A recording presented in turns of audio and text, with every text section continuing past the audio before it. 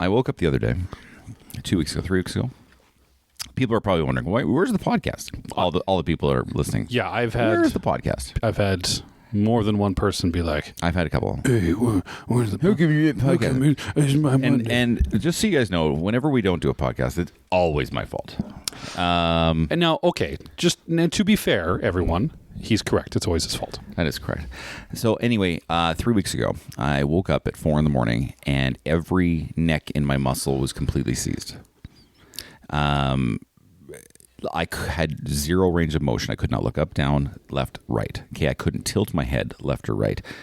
The only thing I could do moderately was put my head down, forward. And you were in your bed sleeping. Yeah, trying to. Yeah. And did you, the day before, the evening before, do a vigorous back jerking lift of something? There was no trauma. There was no blunt force anything. Okay. I literally did nothing, and it just happened.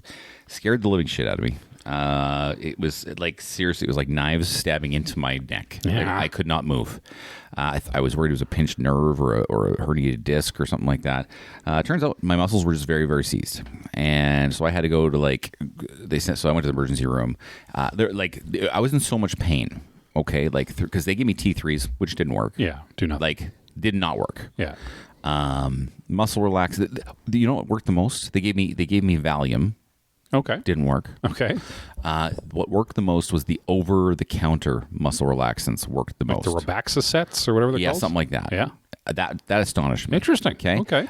What happened, though, was the one night on T3s in extreme pain, and I take sleeping pills. So the nice thing is, hopefully they knock me out before the pain takes me, right? Okay. And so I wear a smartwatch to bed, and it always monitors my sleep. I had multiple days where I had 1 hour of sleep because it was so painful. Like your watch is telling you after saying you only slept for an hour this whole time. Yeah. Yeah. I literally, my watch said I had 1 hour of sleep. And I was just awake the rest of the night. Obviously, that's 1 hour sleep means. Anyway, just because of the pain. And every day, I just sat in my chair, immobilized with I bought a specialized neck heating bag for my neck and whatever. Anyway, doctor recommends. Anyway, I'll talk about more in the next part. The point is, would you rather? I'll tell you more in a sec. The point is, would you rather? Would you rather wake up in astonishing knife-stabbing pain to your neck with no movability, or watch 1 single second of The Big Bang Theory? Oh, stab my fucking neck. Welcome to Season 2 of Radical Apathy, the show that takes a hilarious and different dive into pop culture, gaming, and life. We're here to dissect the chaos and shrug at the drama, all while asking the question, why does it matter? Let's not care together.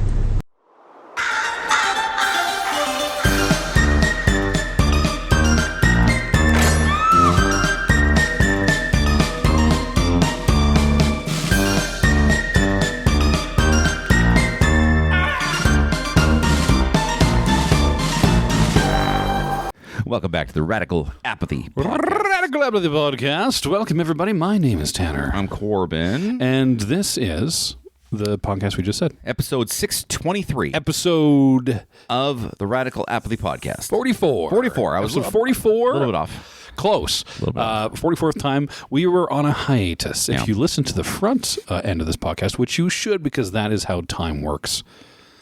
Corbyn gave you a quick reason as to our delay. Corbyn, I'm glad you're safe. I'm glad you're getting on the mend. My real question for you, in response to the question to me, what was your question? What was my question to you? Oh yeah. Is what was worse for you? Okay, the stabbing neck pain, or the extra week of not seeing Tanner? It's been almost 3 weeks since I've seen you. Yeah, well, the extra week, on top of our usual. It's a fortnightly podcast, everybody. If you want to come every fortnight and listen to us, that extra week of not seeing Tanner, that must have hurt. It must have been bad for you. They were both equally painful. Yeah, I get it. So they sent me to a physiotherapist. They recommended something called dry needling. Have you heard of this before? No. Is this the guy who works out of that van in an alley you go to? Yeah, Bob Sakamoto. He gives you leeches and for ghosts in your blood? Yeah. So they sent me to this lady, dry needling. Okay, and so it's kind of like, so with Chinese acupuncture, they try to get you on the medial points of your nervous system or whatever. Medial points? Medial points. Try to get you to the needles and the medial point. Anyway, this is a different type of acupuncture where they find out where the muscle hurts and they just jab the shit out of the muscles. Like with needles or with needles? Yeah. Okay. And so they just jammed so I went I've gone three times or four times a week for 2 weeks, and then just recently was just once or twice this week. Yeah, because it was just completely. Walk me through it. I've never done acupuncture before. Okay. I'm not a big old school medicine pseudoscience guy. I don't. This is not that. Right. I get it. I don't. I don't believe in chiropractic. Obviously it's a thing, but I think it's stupid. But when you're sitting there with your GP, you're sitting with your general physician, your doctor, your family doctor, and they tell you to, hey, emergency room doctor. Oh, this is an ER doctor even. Yeah. Okay. So ER doctor. And they say, no, hey, okay, we can get you out of here. Go see this person who's going to stab you with needles. Yeah. I know you. So what was your initial thought when they said, go do this instead? Listen, I was in so much pain. They could have told me to go drink sewage, and I would have done it. You would have done it? Yeah. Really? Because I would have thought sarcastic Corbyn would have come out there. No. I believe you. It was painful then. Sarcastic Corbyn was dead. I wanted was pain relief. Okay. And again, when the T3s don't work, I wanted something more because it was so bad. I terrified bedtime every night because I'm I can't lay down. Yeah. I can't because one thing, I got this sleep apnea thing where if I lay on my back, my throat just closes off from my airway. So I have to lay on my side. God, you're so I couldn't tilt. You're an attractive man. I couldn't tilt my. I don't know. I don't have a machine or anything. I just I couldn't tilt my neck, and so I was in so much pain. Fuck me, it hurt. Anyway, so long story short, dry needling. Cleared it up. But walk me through that. So you go into this place. Yeah. And okay, I apologize if this is insensitive. Was it an Asian person? It was not. Okay. No. That's okay. So we're going in. Again, this isn't Chinese. Okay. This is even just so you know, even for Chinese acupuncture, you don't have to be Asian to do that. Well, I know. I just want to let you know. That's why I said I know this is insensitive. No, but this is more of a like a physio needling, a acupuncture. So are you going to a place where there's a gym? Story. Yeah, I want to. So long time ago, I had I golfed a lot. Okay. Yeah. Like 4 or 5 times a week. Okay. That's a lot. Back in the day, and I got what was called golfer's elbow. Okay, and it's when the tendon in here is just completely inflamed and it's fucked. And so I went to a physiotherapist back then, and they put a needle directly into that area in between your the weird bone here and your actual elbow bone to the elbow. Yeah. The cusp. There's the middle there where kind of your funny bone is. Yeah. They would do needles right into there. And what it would do, it would trick your body that you are more injured than you actually are. And it would make the healing go faster. Is that tricking, or is that just literally stabbing someone and now I'm more injured now? That's all. Yeah, true. It doesn't hurt though. It doesn't. So stabbing with a needle, you don't feel it. So you don't feel it 99% of the time. But every once in a while, they'll get you one. And there's then searing pain will just go all over the area. And you got to go take that one out. You got to do a new one. So sometimes it hurts. But very rarely it does. Anyway, so they did this. Again, the muscles released in 2 weeks. Fantastic. But then after the muscles released, because my muscles were so tight for so long, they were just completely locked. Yeah. Once they released, they were exhausted. And so I couldn't even hold my neck. You're like a baby. I was like a goddamn baby. Just a floppy big head. So I was rolling around. Help me. And so I just I laid back in my chair with a neck pillow brace thing, and that was it. That was my life. And then now it's just generally sore. Not pain, not searing pain, but if I move. Yeah. Man, it's you're moving stiff today. I'm moving stiff. You're moving with a little bit of stiffness. Yeah, I have stiffness. Well, hey, I know you're not 100% on the man, but I appreciate you fighting through it to be here for me, for the audience. Yeah. Because I miss talking to you. Yeah, I miss time. You get needs. We didn't really talk a lot though this week on text message. But we don't, because that's the problem, right? I can't. Yeah, but I was injured. You should have checked in a lot more on me. Well, but see, the thing is, I don't really care. But we can't talk a lot outside of the podcast. Yeah. Because then we talk about all the things we want to talk about on the podcast. So, ironically, we really focus our friendship into this day. Yeah. It's like concentrated friendship. Yeah, bang out 2 hours and just, oh my God, this is great. But then for the next week, it's like, I can't talk to Corbyn. I'm like, I want to. I'm like, oh, fuck, this just happened. I can't. No, I got to hold it. I got to save it. I don't even remember what I sent you. Anything good or anything. You did. And I'll have you know, I did send you wishes. You did. I did. I send you wishes. Appreciate but that. just once because we're adults. I'm glad you're feeling better. Yeah. I'm sure the audience is happy to hear you. My next step Your next step. is to carry on with the podcast. Let's do it. We are going to have a good one today. It's Corbyn's Top 5 today. We're going to touch on what you watch, playing, and reading, and we're going to do some gripes. I did bring a game if we have time. It's a game we haven't done in a long time. Holy shit, I wrote down my top 5, and then I forgot to put context in it, and so I don't remember what my number 5 is. Corbyn's going to be... Well, you have time. Holy, I don't remember what my 5 is. What's my 5? Oh, no, I remember now. Yeah. What's it called? It's gonna be interesting conversations. All right. I don't know. I think this top 5 are much more likely to have the same one on the same number. In which case, we will sing, we will handshake, and it'll be a grand old time. Yeah, it's not going to happen. But before all that, Corbyn, Yes. my stiff-necked friend, what are you watching? Dude, what you watching? What you playing? What you reading? Let's go through it all. Let's do it all. Dude, what am I watching right now? You know what? Okay. I'll tell you what I'm watching, sir. What do you watch right now? All right. Tonight is Friday, October 24th. As of recording, correct. Tonight at 6 p.m. I'll tell you what I've been watching. I've been stuck on a couch watching sports for the last 3 weeks. Yep. I have been watching... Stuck on a couch like he wasn't at the time of his Remember life. how frustrated I was a couple weeks ago on a couple of our podcasts with my baseball team? Yes. Yes. We had to put the whole podcast on hold so you could review upcoming news at the time. We revealed a score live that day. Yeah. And let me just say, had we lost that game we revealed live on air, we would not be where we are today, which what I'm about to say, true. my team, starting tonight, is game 1 of the World Series, friend. The Toronto Blue Jays are in the pennant. In the World Series. Unbelievable. Facing their toughest test yet. Listen. The Los Angeles Knickerbockers. The teams we've played, no slouches. Really tough teams. Yeah, Seattle's good. This is the defending champs. Yeah. As Ric Flair once said, if you want to beat the man, woo, you got to beat the man. Corbyn, what you watching is the Game 7 of the ACLS. Because guess what? I watched it. You watched from start to finish. Did you watch the whole game? I watched the entirety of the game. Did you watch it in through the lens of you watching it, or did you watch it through the lens of thinking about what I was doing when all this was happening? So my quick version of the story, because we both have the same what you watching, is Corbyn sent me a text, because we do talk, but not a whole lot. He sent me a text the few hours before, of you kneeling at the altar of your false gods. That's correct. You've blasphemously laid out the altar of the baseball Blue gods. Jays, They're real. On your knees praying To my jerseys and my hats. Yeah, Yep. it was nice. So I got that. I was like, Corbyn, you're just such a scamp. And the game started, and I wasn't going to watch it because I don't have a sports channel in my house. There is one down in the theater. Mm-hmm. It's usually pretty full for these games. So I assigned myself to sitting in my condo with my wife and just probably playing a video game or something. Okay. First inning takes place. My phone dings. I don't know why I'm getting very somber. Like this is about I like something this. Bring scary it to coming. me. Bring it. One of my neighbors, her name is Joanne. She and her husband were the main 2 realtor team that got everyone in my new condo building to go in there. Okay. They were the 2 primaries they hired out. They did it for 5 years to get people in there. So I've known these 2 for the last 4 years. Lovely, lovely, lovely people. But they bought in as well. So now we're neighbors. So a week or so ago, her husband passed away from cancer. And a lovely gentleman, his name was Alan.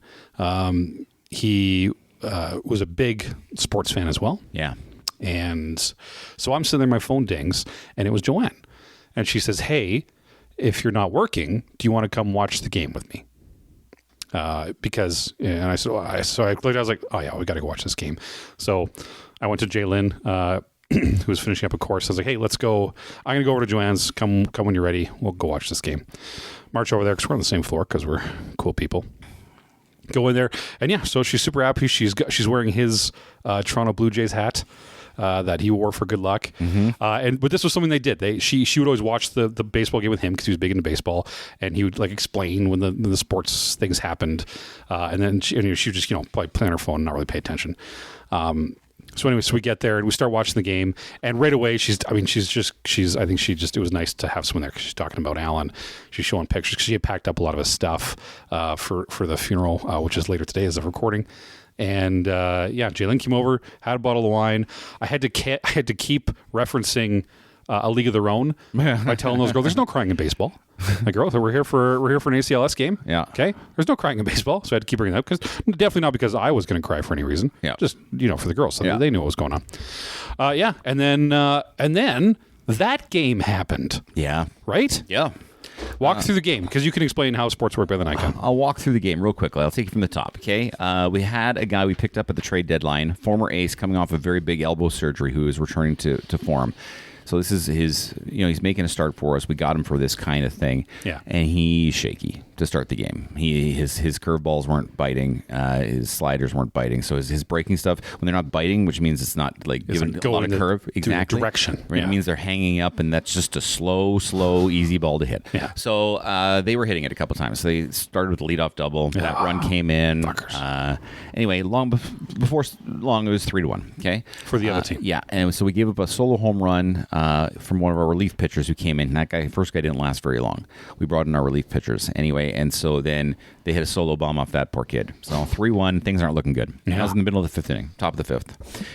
Then we started bringing in our starters. Okay, now, so in Game 7 to winner take all, like, weird shit happens. Okay? Yeah. So people that would normally be reserved for starting games and going long into games, they were bringing them out of the bullpen. There was 2 of them. Yeah. And they started pitching innings, okay? And so the first guy did it. He's our ace. He came in. He shut down the inning, okay? Nice. Bottom of the 7th, yeah. Okay? Our other starters in the bullpen warming up with a 3-1 deficit. His mindset warming up for his, relief appearance in the ALCS. Yeah. I got to keep this close, right? Yeah. Anyway, then we get a leadoff walk. Yeah. Okay. Then we get a nice dribbler hit up the middle. Yeah, nice little Behe. Yeah, first and second. Yeah. Then our third guy, our ninth hitter. So when I say ninth hitter, you have an order of 1 to 9. Okay, and generally your better hitters are at the top. Okay, right. And your worst hitters kind of at the bottom. Our bottom hitters are actually really good. Yeah. Anyway, so he just lays a bunt down. Okay, I'm not going to try to get into it. I don't want to double play here. I don't want to fuck this up. Sacrificial bunt moves the runners over to second and third. Okay, so now George Springer's coming up, one of our guys. 2 in scoring position. 2 in scoring position. A single will score both of those runs. Yeah. Okay, a double will definitely score both of those runs.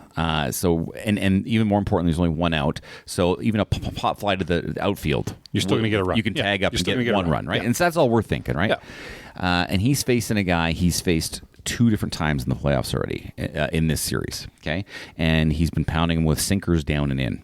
Okay, or 2-seam fastball, really, okay. Which means the ball will move with he's a right-handed pitcher. It'll move towards his arm side. Okay, so it dives down and in on the right-handed hitter.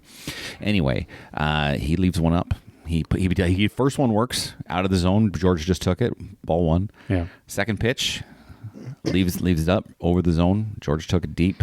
I was injured. Okay. Yeah. Okay. You were. Yeah. I've been trying to recover. I've been very, very steadfast with this. My wife has been very supporting. In that moment, I'm going to tell you a couple things now about the game. In that moment, George hit that home run. I stood up and I'm like, oh my God, yeah. holy fuck. And then it happened. My kids went bonkers. My wife went bonkers. I was screaming, holy fuck, he did it. Holy fuck, he did it. Holy fuck, he did it. Yeah. And I was jumping around. Okay. Yeah. And after that, great elation, right? 4-3. But now comes the tense part. Okay, because now we're in our bullpen, which hasn't been great. Yeah, and we got to hold this 1-run lead against one of the deadliest hitting teams because they just hit home runs, right? Okay, like they don't string a bunch of singles together and shit. They hit home runs. Okay, so we got 6 outs left. If any one of those runners gets on, their best hitter, who hit 60 home runs this year, is up to bat with a runner on, which means that would be the winning run. They win. Yeah. Okay. So our starter comes in for the 8th, who was playing from behind, but now he's like, holy shit, I got to hold this lead from ahead. Okay, he comes in, lights fucking out. Yeah. And he threw a curveball for a second out. that was 72 miles per hour. That was 10 miles per hour slower than any other pitch that's been pitched in the playoffs this year. Okay, and the reason why, and then the guy who got the curveball inside was up and in a little bit. Yeah. He got really mad at the home plate umpire. He got mad. I saw him. Yeah, so, but the reason why that worked is because it was so slow. So it's got more time to spin and bite at the end. So that thing looked really high and in, but it bit a lot. Went super low, super fast. And I want to say that box that's on the screen about the strike zone is very arbitrary. It is. Because it doesn't account for people's height. It doesn't account for people's depth in the plate. Like it's just an arbitrary box. Dum-dums like me, an arbitrary box. Exactly. Yeah. Just because it wasn't perfectly in the box does not mean it was a strike. It was 100% a strike. And I'm a homer. Okay, anyway, ninth inning. Yeah. We've got this closer, okay, who pitched 35 innings the day before to seal Game 3. 6 outs the day before. First time he did that since April, okay? Wow. He had a rough. He's our closer. Closer's a guy who comes in and shuts the door on the game. That's his job. Come in, get outs, throw get your 3 strikeouts. strikes, be done. Yeah. Yeah. Generally have less pitches than a starting pitcher, okay? Anyway, the problem with this guy is he had a rough year, okay? And he gave up more home runs than any other relief pitcher in baseball this year. Ooh. Set a Blue Jays record. That's not a good stat. Yeah, set a Blue Jays record. Not a record you want. Yeah. He's got it. Anyway, he's been lights out in the playoffs, though. And he came in, and he got 2 right away. And you got to understand, every pitch I'm sweating. Yeah, you're freaking out for. The first 2 at-bats, I believe both of them got to a full count. Yep. So if they both went full. If you get one of those guys on, then their hitter, Cal Raleigh's coming up to bat. And the game ends. He gets the first 2 outs. I'm elated. Okay. Yeah. Then he gets to the last guy, who is the guy who hit a double to start the game and a home run in this game. Okay. That's their top of the order guy. And then you got the other guy who hits more home runs in general. Yeah. Okay. And he comes up, and Jeff Hoffman, the closer, didn't have his best stuff that night. And he threw 6 pitches to this guy. Not one of them was in the strike zone. Not one. Okay?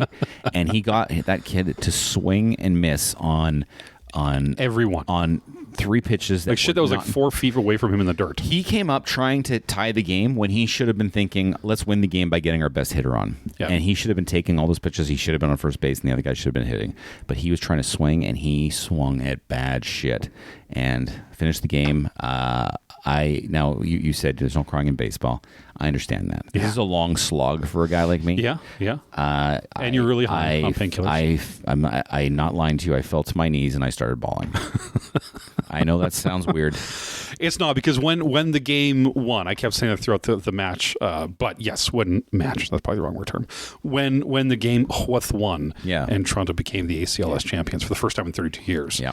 Yes, then I think the dams broke, because the whole time we're cheering, and she's calling on Allen's win, right? Because this was his team. Yeah. So it's just the emotional situation in that room, let alone the emotional from baseball, which I still think is above any other sport in the world. Yeah, because I say this because it's slower. It's dramatic. Right? It's slower, so you're on every pitch. Every pitch is tense. Like when you're in that last batter, every pitch you're like, oh shit. Yeah. No, please. Ball. Right? Yeah. Whereas you're watching basketball, hockey, football, it's so fast. You don't have time to be tense. Yeah. You don't have time to be worried. Yeah. I wish your friend Alan would have seen this, because I mean, World Series, man. Yeah. Like just getting the World Series is I just want to point out. I'm not going to point it out. I'm not going to say it. I might jinx the team. Anyway, I'm very superstitious. Yeah, I know you are. So okay, but so baseball question then outside of this. The GM, what's his name? Ross Atkins. Stoic guy. Ross. Okay. There's 2. There's Ross Atkins, and the president is Mark Shapiro. Oh yeah, no, not Shapiro. The Ross, the guy who's on the field. No, the guy who's on the field is the manager of the team. Yeah, like that one. The coach. That one. John Schneider. John Schneider. Okay. What does this do for him now, getting this team to the pennant? Like, what does that, career-wise, does that give him a crap ton more money? Does he start to get headhunted? What does that do for the team manager / coach? Yeah, he's getting an extension, and he's going to be the coach for a while. He's going to get a lot more money. Yeah, and same with the guys that run the team. They're going to get extensions, too. And, again, knowing a lot more about baseball than I do, and I could feel the history point, because people had signs, but Vladimir getting MVP So what did that mean? 'Cause he's been on that team for since he was a baby, right? So yeah, he was born in Canada because his dad played for the Montreal Expos. So he's actually Canadian. He's got dual citizenship. Okay. And coming back, he was brought into this team when he was 16. Like he was signed when he was 16. Yeah. His father actually played a year with Toronto as well, but beloved in Canada as a baseball player. And this kid, well, you only watched ALCS game 3 or 7, I mean. Yeah. This kid, the entire playoffs has been lighting it up, like just hitting the shit out of the ball. And when I say that, he's had I don't know the exact amount of at bats. It's like 45 at bats or some shit, and he struck out 3 times in the entire playoffs. Wow. Okay. The other team, like the Mariners, in this series struck out 55 times as a team. He struck out 3 in the playoffs. Yeah. Playing out of his mind. How old is he? 26. Oh wow. Okay. Yeah. So long story short, so even if we don't win, we got to the dance. I'm very proud of that. Yeah. But here's what's cool about that. Just rolling things forward. Whether you're successful or you're not successful in the World Series, this offseason, when you're pitching your team to people to come play on a better team, you got a pretty good case. We're a World Series team. You want to come play for World Series, or you want to be a prick somewhere else. So we'll see. Because Ohtani just signed a $10 billion year deal, right, with LA, so he's not going to leave. This is the second year of a 10-year deal, 10 years, $700 million. Yeah. And Vlad signed a 14-year, $500 million deal during the season this year. Oh, just this year to stay with the I was going to say the Leafs. The Blue Jays. Okay. Yeah, 14 years, $500 million. Starts next year even. Doesn't even start this year. So that's 14 more years of Vlad. I'll take it. Well, that is our first point to the podcast of what we watch. We are off to a good start. See, I missed you. That's why we talk, Corbyn. Really quick reading. Raise your hand. I have not touched a book since we last talked. Okay, me neither. Okay. Oh no, because I bitched about that book and I haven't watched. I haven't read a single sentence. Okay, so I like this. Episode 44 so far, we are 100%. Everything we've done is the same. Okay. So I'm excited. All right. I think we're going to lose each other. What are you playing, Corbyn? I just checked my Switch 2's. You can go to your profile on your Switch 2. Yeah. And it'll tell you how many hours you played each game. Yep. And I am on my 79th hour of Hades 2. Oh, look at that. 79. I'm going to 100% this game. Good for you. I'm going to crush this game until I die. I'm good at it too. You know it's Hades is all about just progressively getting better. Yeah, it's a roguelike. You're just through trying to get better. Yeah. And here's the thing. I'm 79 hours into this game, and there's still new dialogue. There's story you need to unlock. There's still unlockables. I don't have all the weapons yet. That was nice about Hades 1, right? It's just they lean so well into the roguelike scenario. Where there's, let's say, just hypothetically, there's only 5 maps in this game, and each map takes you 20 minutes. So you go through the 5 maps often, but you're doing it to make your character better, get better weapons, better gear, and you just keep going through it. And most shitty games, that's it. But games that really lean into it, like Hades, like a story underneath just continues to develop every run through, and it gives you more engagement and more. I would argue you're almost as excited for the downtime in your hub to find out all the new interactions you do as you are playing the actual runs. Yeah. I'm sorry, it's a masterclass. I can confidently say this. It is one of my top 5 video games of all time. It is that fucking good. My wife's with you. She was playing it last night. All I hear is and then really banging music, and then I'll hear like a rift. I'll have a rift kick on the Steam Deck. Didn't I send you the? I thought I sent the YouTube album to you. Yes, you sent me the album. Yeah, but it's good. It's a banger. There's one specific boss it's stupid. This is going to sound dumb for a game that sounds amazing, but they're kind of like a rock band. And anyway, the music they have, there's 3 songs that they have, and they're all bangers. Yeah. Speaking of music, no, we'll go. I'm going to make an admission. This is kind of off topic. Okay. A little admission. Taylor Swift released her latest album. Yes, she did. While I was in our hiatus here. Yeah. If you tell anyone this, I'll deny it. I won't say a word. Okay. I like every goddamn song on that album. Okay, really? And I've listened to it multiple times. Okay, so my question, I haven't listened to it at all. Okay. But it didn't get. I heard like, oh my god, it's coming out at midnight this time or whatever. So I knew everyone was gearing up for it. But after the release date, I have not seen or heard a thing about it. Oh, and that's all I hear. Because Really? my wife's Okay. my wife's got her ears to the ground on this. Like, Okay. Yeah, she's an amazing marketer. Go back to who do you think was the best marketing genius of a singer artist before what I claim to be Taylor Swift is? And I'll tell you a story about that person. I'm going to say the publicist for Mariah Carey. No, it was Madonna herself, okay? Madonna, literally at the time, the greatest female artist of all time. I would say arguably. I remember very clearly in grade 8, she made an album, and she knew it was probably not her best album because she's done a lot of bangers. It was her erotica album. Mm-hmm. And so she did 2 things on purpose to be able to market this album even more. Okay. 1, she made a movie where she would appear nude in. Okay. Smart. Again, the album's called Erotica. Yeah. Okay. And 2, she came out with a book called Madonna Sex.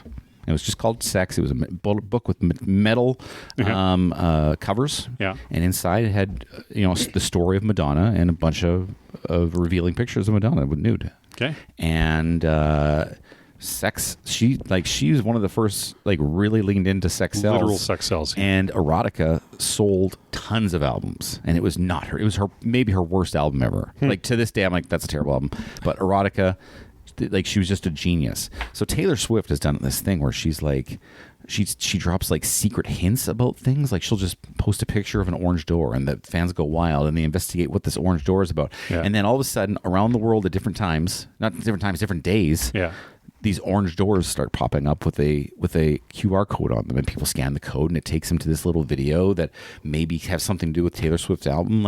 She just drops hints and hints and hints and hints. Yeah. And then you got to remember Taylor Swift's songs are all about somebody. Yeah. And then this album, there's rumors that there's a bunch of artists who couldn't buy back their own music and didn't get the proper royalties for her music. So she went and but made the song sound a little bit like those songs in some samples. Okay. And then she's apparently donating a bunch of royalties to those artists that never got royalties for their own songs. She's very interesting. She's very cool. I thought she ruined football 2 years ago. Yeah, and I know. And I'm kind of coming around. I got to be honest with you. I think she's done the best for sports that's happened there for 10 years. What are you playing? I'm playing Battlefield 6. Yeah, Battlefield 6. Yeah, it came out finally. What does it do that Battlefield 5 didn't do? Well, here's the problem, Corbin. Or 4 or 3 or 2 or 1? You're skipping 5 games because they're not all numbered in unison. So what do you mean? That's how numbers work, dude. I know, but that's not how EA does things because they're stupid. But okay, so I'm an OG. Battlefield 1942 was the first Battlefield game to ever come out. Mm-hmm. That was my first Battlefield experience. And I have done every single one since then. All right. What was the first year it came out? 1942 came out in 2001 or 2002. Holy shit. Yeah. So, I think it's 2002. But the big difference between this and Call of Duty is that Call of Duty is just a little tiny team shooter, like a 6v6, 12v12. You're just doing little tiny objectives. Battlefield games are massive open world modern warfare scale. There are jets, there are tanks, there are helicopters. You can shoot rockets, you can get on stationary machine guns, you take objectives, you push back and forth. A map can last 40 minutes, and it's just massive all-out warfare. So that's the big difference. The last Battlefield came out, that was Battlefield 2042. Mm-hmm. Little tiny-esque futuristic, but it was rushed out. It was buggy as fuck. They were going to make a hero shooter. They decided to make, we're going to make like a Battlegrounds type game. Okay, no, now we're going to go back and it was just a hodgepodge of shit. And it came out and it was terrible. And the one before it was Battlefield 5. It was fine, but not great. So there was starting to have this decline of the last 7 years of Battlefield. So what is the defining thing that is differentiating this from the last one? So the last one had its own problems. 2042. It was trying to be too many different things, and at the 0 hour, 4 months before the game came out, they basically scrapped everything and just said, "Fuck it, let's just get this out the door as is." It was a lot of problems. It was shit. People hated it, and it lost a bunch of people. So what EA did was they brought in Vin Zampella, who is the Martin Scorsese of the video game world. He was one of the original creators of Call of Duty, the original Call of Duty back in like 2004. One of the kind of godfathers of the what we consider first person shooter now. Yeah. EA brought him on a long time ago. He made Titanfall. He made all these other games. He made the new, and he's doing very well. So they sent him over to be the head of Battlefield Studios. They took 3 or 4 different development companies. They put them all together. Okay, you're Battlefield Studios now. Ben Stempel's the boss. Fucking save this. And my boy Vince did. He came in, boom, and said, "Yeah, we're going back to what the high point of Battlefield was, like Battlefield 3, Battlefield 4, when it was just today type shooter, and it wasn't people running around looking like fucking Roger from American Dad. It was just army guys on the boots doing army shit." Question. Go. Again, because I'm asking this not because I'm trying to be ignorant. I'm asking because I don't know the answer. Is this a Call of Duty multiplayer thing like that, or like Helldivers, or like one of those things where you're just like, why? But put it this way, Yeah. If every game that was released is exactly like Mario, I get tired of Mario game like things. You know what I mean? Yeah. Like, why are people still playing these things when from the outside they feel like they're not marketing it to me because it all looks the same? Yeah. And I'm like, I don't want to. That sounds boring. Yeah. You know? Yeah, but that's the genre argument, right? Because they can say the same thing about Hades and roguelites, because roguelites have fucking exploded in the last 10 years, and now every third game that comes out is a roguelite. Okay. And I'm fucking tired of that. I don't play it because they're I've only played Hades and Hades 2. Right, but there is a fuck ton of roguelike games because they really came on the scene hard. So it's a genre push. It's people put Call of Duty because I think way back then they were probably closer to what they are, but now Call of Duty is just a 6v6 small team Twitch based jump around shoot kind of a quick thing. What I'm going to say is going to sound very stupid based on what we previously just said. It's going to sound so dumb and very contradictory. Yeah. I like games that end. Yeah. Okay. Now Hades withstanding, I am planning on finishing it. There is an end. Yes. Okay. I'm planning on finishing it, but it doesn't seem like there's an end when I make the silly comment. Yes. But no, which is totally fine. So other than I guess bang for your buck. Yeah. What is the sense of accomplishment? Like, you know, I need that sense of accomplishment with a game, with those styles of games. Like, I wouldn't get that. And obviously, games are for different people. But totally. What is your sense of accomplishment? So I've said this before. I usually focus to 2 different styles of games, or my go-tos. The first one is like a narrative-driven story single-player game. Yeah. When I want to get into the story, I want to dig in. But I'm with you. I want a beginning, middle, and end, and I'm done. And I probably won't touch the game for another 5 years, and I might come back and play it again. Or I need my time killer where I can sit there, rest the brain, and just fucking run around and do some silly shit with friends, because it's a multiplayer game. And that's what those games are for. So that's what the itch is scratched. So it's not like there's no story. I mean, there is a single player game that you can play within it, but no one does. It's just literally for 40 minutes of the day, I can jump online with my buddies and we can run around like soldiers in a big open field and shoot down helicopters. How many people are in your group of soldiers? So not in the game, but in real life. So so like how many people that I play with? Yeah. There are, I can tell you how many people are on this group chat. I'm not going to open it up. I'm going to go like here, and I'm going to go over down to... Is our pal Dayton on this? I believe he is. Got to go Battlefield 6 range. I'm going to go up here. I'm going to say group settings. I'm going to say there are 7 of us on here right now. 7 of you. Yeah. And you need 6 to play, right? 4. 4. Yeah. Okay. Well, I mean, you can play by yourself, but 4 in a squad. Is your wife on it? Nope. She probably will when it goes on sale. She likes being the medic. You have to buy it twice? Well, so we can play at the same time, yeah. We can't both play the same account at the same time. So she would have to, I only have the one computer. So I'll play on computer, she can play on the Xbox or the PlayStation. That sucks. You have to buy games twice. But if they're good and the hours are in, they're good. And we're going to come back. We're starting to dance around a topic we're going to talk about later. I don't mind if we're putting the hour, like I'm already like 35 hours in, yeah, and I mean it cost me $70. Yeah. So like right now the time cost is fine. 79 hours, $35 for me. I'll catch up. Don't worry. I will beat your ratio in this game. You think so? Yeah. Why? What will keep you on this game as opposed to another game keep you? Like, you haven't told me the hook. Because it's gameplay. Because, like I said before, it's always gameplay. And this game rests on the laurels of gameplay. The one before, 2042, tried to be fancy, tried to be like, oh, here's a cool operator you can play as, and here's the skin you can play for their fucking gun. What was the game we talked about last time that fucked you on that thing? Where you went to go trade in your thing and then it fucked you? What was that game? It was on our last podcast. Yeah. You went to the fridge or something and it was supposed to buy something and then you could swap out your stuff and then...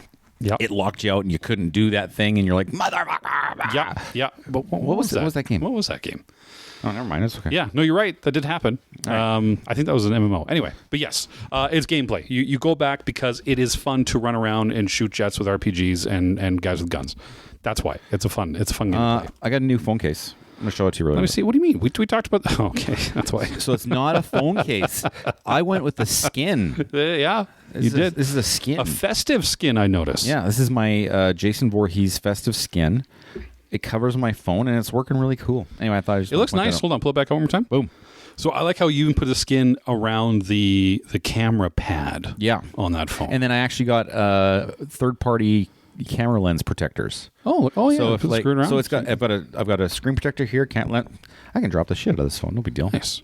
And then it's super thin. Looks very cool. I do have the Pataka though as well upstairs. Yeah. Go back obviously. to Pataka. Get the how long will you keep the Voorhees face on your phone? I don't know. I might see how long it takes to peel off. Okay. And then I got the Voorhees. I got the Voorhees. Oh yeah. That was the only thing. I would have gotten Michael Myers if they had it, but they didn't have it. So let's talk about some general gripes. We had an election in our town. Oh, yeah. We had our local municipal election. And you're griping? Well, did you vote? I did. Okay, I did too. So a quick story before the gripe is that I was in line at one of our voting stations to vote the day of, and the mayor walked in. He just walked in by himself, and as he walks into this large room, and there's a big line, and we're all kind of put in this little corral of a line. So he walks in. There's probably 100 people in this line who just stand there and look at this big glass door as he walks in. It wasn't anybody else. He was probably working. Came in a suit, and I think he did I could tell how he walked in. He did like a kind of a thing when he walked in, and no one said a word. Everyone just kind of stood there in line and didn't really acknowledge him, and just kind of stood there. And he's like, okay. And then he just kind of awkwardly walked to the back of the line. Yeah. So I'll give him credit for not like trying to jump the line or something, but also you could tell he was looking for like a, hey, it's me, and everyone's going to start cheering. Oh, he was trying to jump the line. Oh, okay. So I thought it was funny. There's got to be some law. I don't know the answer to this. There's got to be some laws that you can't go to a voting poll and like bother people if you're a candidate, right? There are laws. Yeah. You have to, and he didn't. No, he didn't. No. I just think I think he was. I was thinking about this the other day though. Yeah. When I was there, I'm like, I wonder if there's candidates that are trying to. Did you sign the stay in Canada? Alberta petition? Of course, yeah. Yeah, me too. Yeah. But here's my gripe. Go. Only 19% of the city voted. You know what? For a couple of reasons, I think. How busy was your polling station? 20 minutes. Our polling station was insanely long and tedious. Okay, yeah. I saw multiple people who would have been of the retired age. Yeah. Wait and leave. Really? Because it was so long. Because our premier went to hand balloting and 3-step verifications. Yeah. And like it just took too long. And then these people were, and so we were at the Y on the west side. So we have a big sports facility on the side of where I live. YMCA. YMCA. Yeah. And you walk into one side where the basketball courts are. Yeah. And it was 3/4 of the way down towards the desk. Oh, we're talking that's the line. We're talking like 200-300 meters, right? Yeah, that's a haul. Yeah, that's a haul, and I saw multiple people just leave because it took too long. So I think that's a big thing on our side. Yeah, people were just like, "Fuck this noise." Yeah, fair. And they bailed. Okay, I don't know what the other polling stations. Yeah, it's low though. Like that was. I don't want to hear anyone bitch about local politics. Then listen, the mayor in Jaws was still the mayor in Jaws Part 2. It is so important to vote for your elections, local guys. elections. Municipal elections are a big deal. The beaches are open.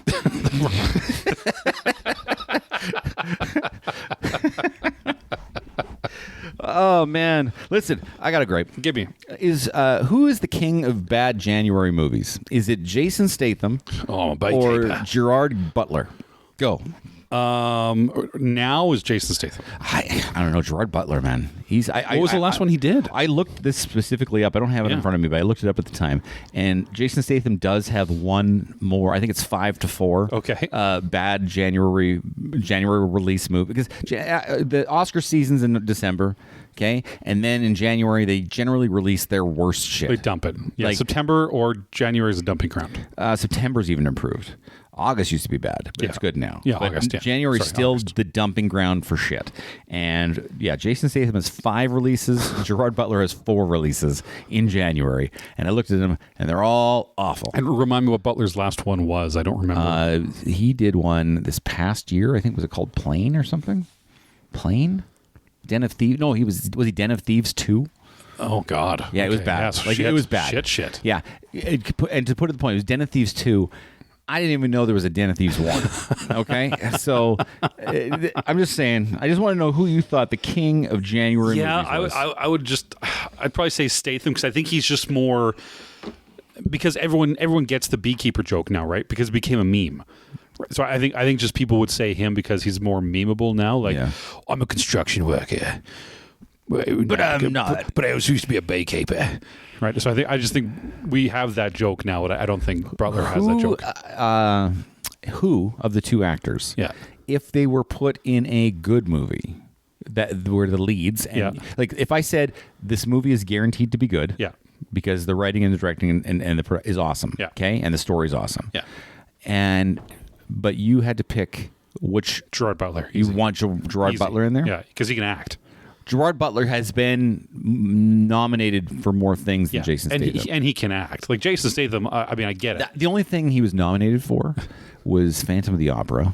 Okay, Right, which And he was good in. He was not. He could not sing. Well, yeah, I mean, okay, but I mean, They're like, hey, we should put. but where- Russell Crowe's a good actor, but they put him in Les Mis, we but should he have can't this sing musical for where shit. nobody can sing. Yeah, Who was that? Sorry, what did you say? Russell Crowe. Oh, he couldn't sing. No, fuck. Oh, no, he's awful. What do you got on your list? Pokemon AZ came out. Yeah, ZA. ZA. Za. Pokemon Za. Pokemon Za. Have you touched it? You know I'm a Pokemon guy. That's why I wanted to I ask you about have it. 0 fucks to give for Pokemon Za. Okay, well, Because here's the- But that changed I because got- when I first brought it up, you were excited about it. I got Arceus, Yeah. and I didn't finish Arceus. I don't like. I've just decided I don't like anything that's not a main game.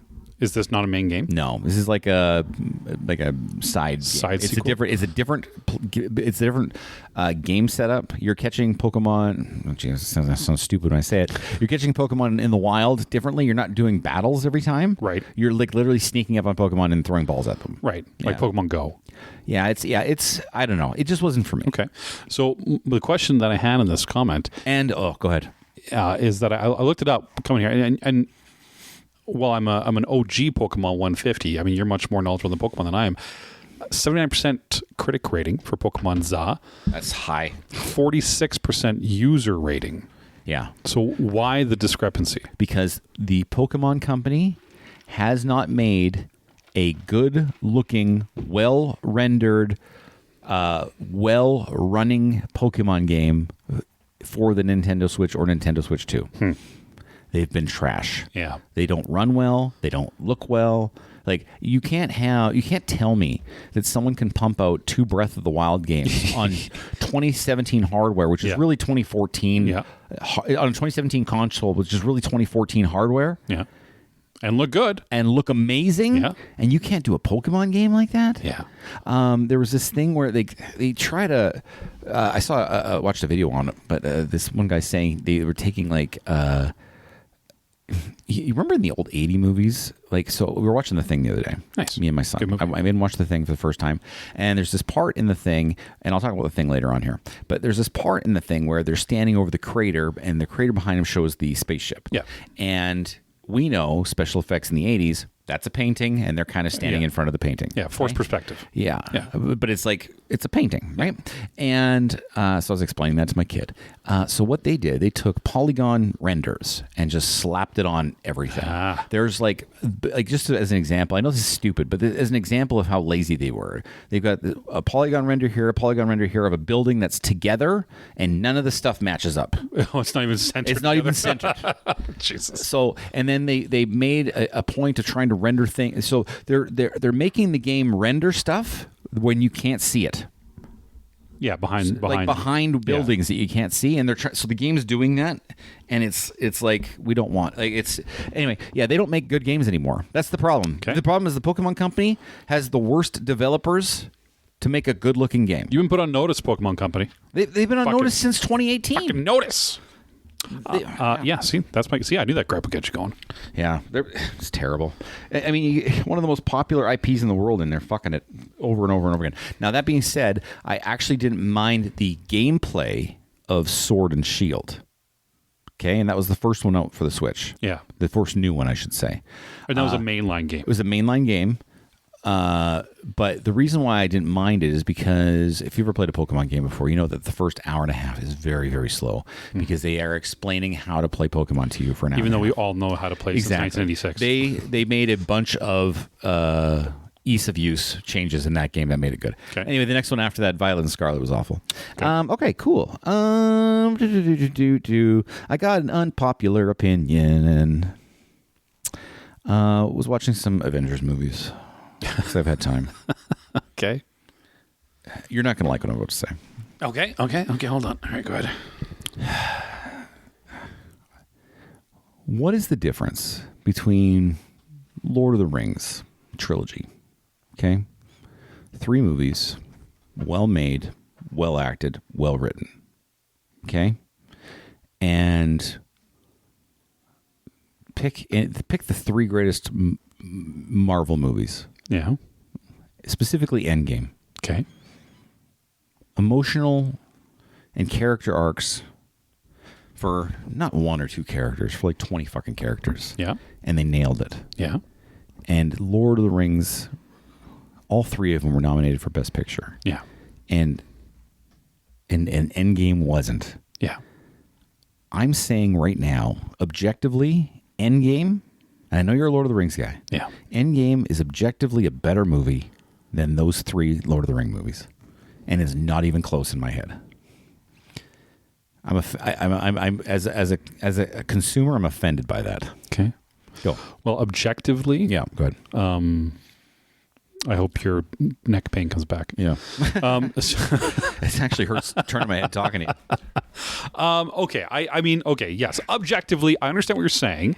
I think the reasoning you're looking for is much more like Hollywood politics than anything.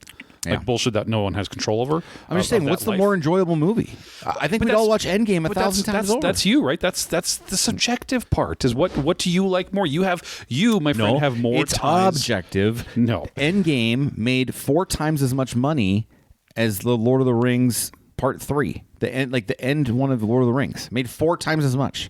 Hell, Doctor Strange made more money than any of the Hobbit movies. Yeah, but if you that's the objective. But if you're just the dollars say no, strictly talking about dollar sign, then The Last Jedi was the best Star Wars movie ever made. No, it's not. It was the second best. And then Suck My Wiener because it's terrible, right? Because so you can't. We'll you talk can't about just that say one day. that objectively, but. I get it. I'm not going to say you're wrong because a lot of people are going to agree with you, and a lot of people are going to disagree because that's just what they want. I think The Lord of the Rings touches more closer home for me, and I still love the Marvel one. Like Endgame's an amazing movie. I'm with you 100%. It probably should have been nominated. I think there's enough there for a nomination for sure. That's why I said it's an unpopular opinion, but still an opinion. I think I good. I still think it's a good one. I'm not going to argue with your. What do you got in your opinion? List? What do you got? Something you can argue with. Go. Is fucking Microsoft and Xbox upping the charge of their Game Pass Ultimate by 50% this month. Well, let me just say really quickly, PlayStation has been overcharging for their shit for 2 years, so I'm surprised it took Microsoft this long to catch up. Well, but this is why people are freaking out, because as of up to the end of middle of September, Game Pass was still the best deal in gaming. Yeah, now it's not. Easily. Now, not anymore. So now in Canada, And of course they renamed. So are you and your wife paying for 2 different Game Passes? No, she didn't pay for it at all. I was paying for one on mine. Okay. But they switched it all. So of course, because they always do this obfuscation with money where they say, oh, there's new tiers now. We put new names on the shit. Where nothing has really changed. Lipstick on a pig. Right. So the Essentials service is now $14 a month instead of $12. The Premium service, which gets you 200 games a month, is $18 instead of $17. Like, those aren't bad changes. But then Ultimate, which is what 70% of their player base used, which was like, okay, here's all the games, download whatever you want, went from $22 a month to $33 a month. So it went up by 50%. That's a jump. So now you're paying with tax $425 a year for it. So that is more than 6 full-priced Xbox games a year. Would you buy 6 full-priced Xbox games a year regardless? Because before, no, absolutely but you buy a new game every time I talk to you. On the PC, but not on the Xbox. On the Xbox, it was about, before this, it was about 3 games. If you bought 3 Xbox games a year, get Ultimate, because that paid for itself, and you're good to go. Because you'll do more than that. But now, price in there, I canceled it the fucking week after they did this. Wow. Canceled it. Turned it off. I didn't book for any of them. I said, fuck you, Microsoft. Is this the end of Xbox for you then? This took a hit, man. Because the whole... Because what are you going to do? Buy a game on Xbox now? Right. Probably not. No, I'm asking, like, what are you going to actually buy a physical copy? I'm letting it sit there and I'm ignoring it. Yeah. Yeah. I have a few new games going on Xbox that I kind of want to play, but no, they're doing this bullshit. What about your wife? So I cut them off. She doesn't have it. She doesn't pay for Game Pass anyway. Yeah. Yeah. So we've been playing more on the PlayStation, but that's a hit.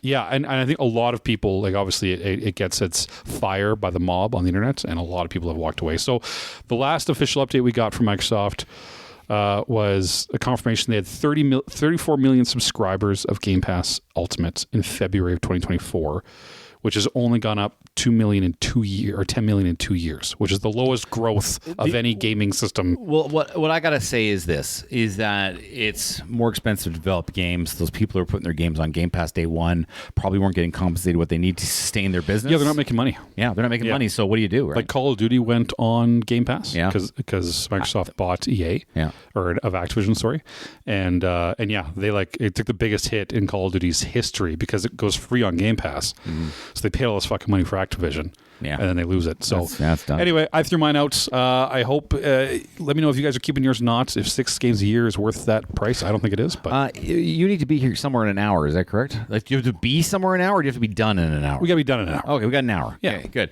All right, because I didn't want to skip everything.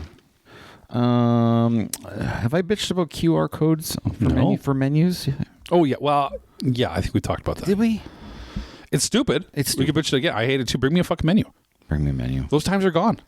Those QR times are gone. Bring me the menu. The QR times never should have been. So Those stupid. times are gone. Well, you can't touch menus. Get fucked. You expect me to clean a menu? That's what I had this really fun thing for a game here, but I didn't flesh it out. Okay. Do we give a fuck about Peacemaker Season 2? Nope. Either do I. Nope. I don't give a shit. I turned it on for 6 seconds, and I'm like, I don't think I care about this. I don't think James Gunn's direction for the DC is going to be as great as he hopes it is. I don't think his writing style is that good either. I don't think it, because it's the same thing every time. Yeah. Every time. It's over. A group of misfits. Well, Peacemaker is internal drama. Peacemaker is like just overly written. Yeah. Does that make sense? When it's totally. overly written? Yeah. And it's like, man, this guy's trying hard. Yeah. And it's stupid that why can't we just sit and why can't we just be entertained? Sit there and shut up and be entertained. I can't with this. I stopped at the end of before season 1 ended. I watched season 1. All right. Season 2, whatever. Yeah. I did like Superman. We had our things with Superman, but it was all right. Yeah, it was fine. But I mean, I don't. It's not the, and it didn't make a whole lot of money either. So it's not going to be the win that they wanted. Superman did really well, actually, but not what they wanted. Oh no, that was a good start. No, I disagree with that. From what they're saying in the Hollywood Reporters, it did not make what WB wanted it to make. Oh, well, I mean. But that's my point, right? It's not. They're hoping. I want it to be $1 billion. Well, everyone doesn't get $1 billion. Yeah, exactly. What do you got? I got one more thing. What's it? I got a couple. Okay, go ahead. We'll do yours, and then I'll do mine last. A&W commercials in Canada. Yeah. Have none of these people tried hamburgers before?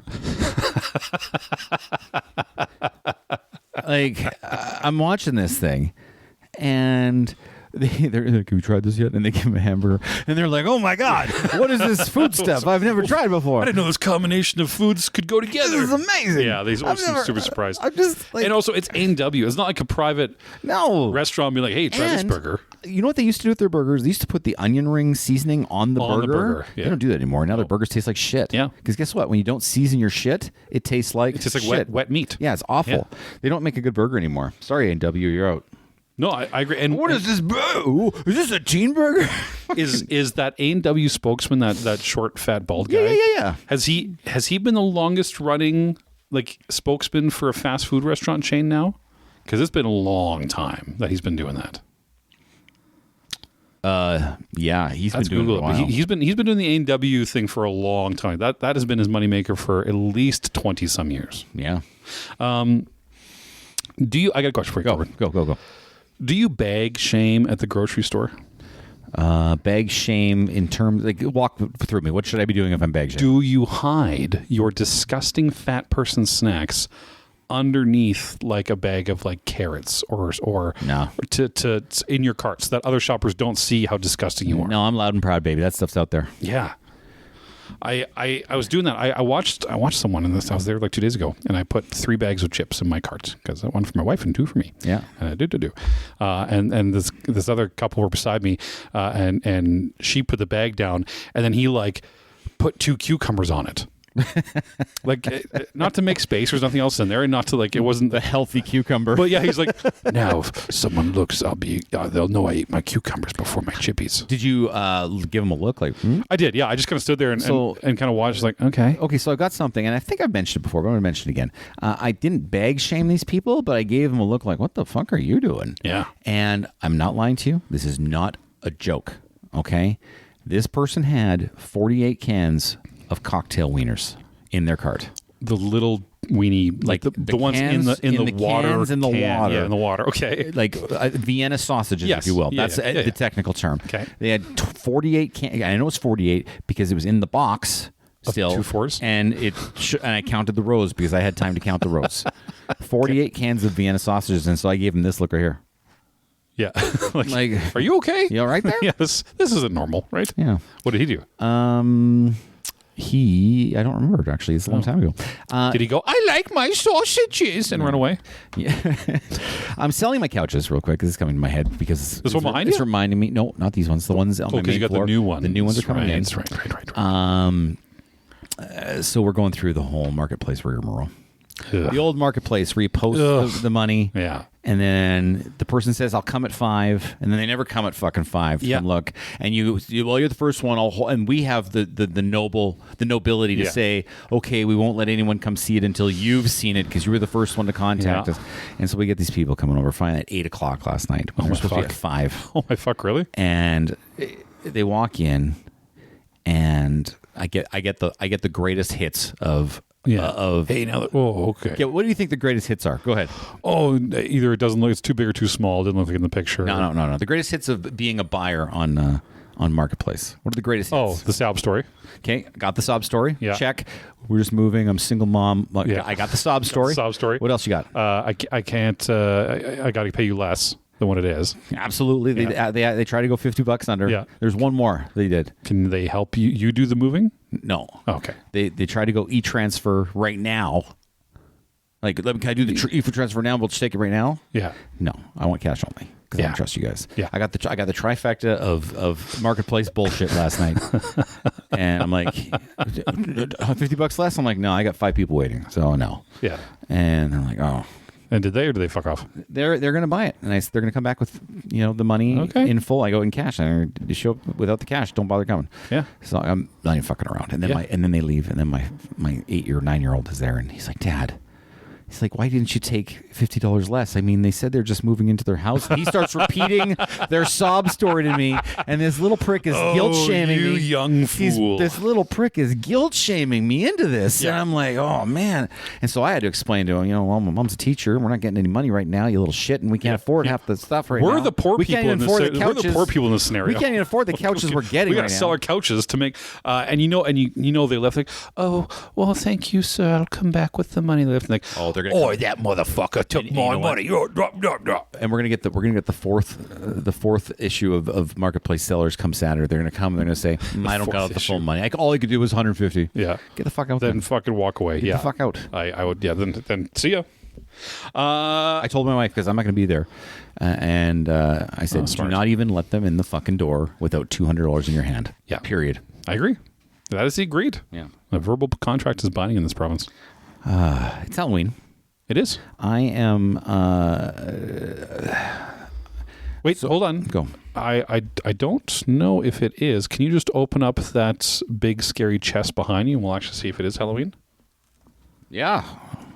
1 second. Oh, that was pretty Halloween-y. Yeah. Woo, okay. Woo, it is Halloween. Yeah. All right. Sorry. What were you saying? Wow. So remember I told you about that series of movies. I think they were called the Hell House LLC. Yeah, I do remember you talking So about it's basically a haunted house. People were making a haunted house. When they go in, they buy the place, they make the haunted house, and then they themselves get haunted. And then, yeah. Okay, so there's a series of movies that are very poorly made, very low budget. There's 4 of them so far, and the 2, 3, and 4, the story is very silly. But the first one is very, very effective, and it's actually one of the scariest movies I've ever personally watched. And you're like, hey, why? And then I'm like, in this movie, there was clowns. Okay. And the clowns scared the shit out of me. Yeah. Clowns are scary. Clowns are scary. Yeah. Especially in this movie. They're coming out with a 5th. Okay. And then it just reminded me how unreasonably scared I am of going to a live haunted house. Because you don't know who could be the crazy person in there and just take matters into their own hands. Who's actually waiting for it. Who's just waiting for them to get you. This is my time. You know what I mean? Yeah. I get it. People listening, don't go to haunted houses. Don't support your local haunted houses. They're trying to get you. Well, and the other part is 90% of them aren't great. Like you go there and it'll be like you go into a basement and it's a couple sheets in the wall and some guy will be like, ho ho, I'm God to eat you, blah blah, and then it'll run away. And you're kind of like, okay, all right, that was fun. The coolest haunted house I went through, it was for one scene, and it was a large house. Haunted Horror Nights or anything like that? No, this was in town. Okay, but they were doing it for like a 2-3 week period around this time. A large house right near downtown. That was either being sold or renovated, but anyway. So these people either had it or selling or whatever.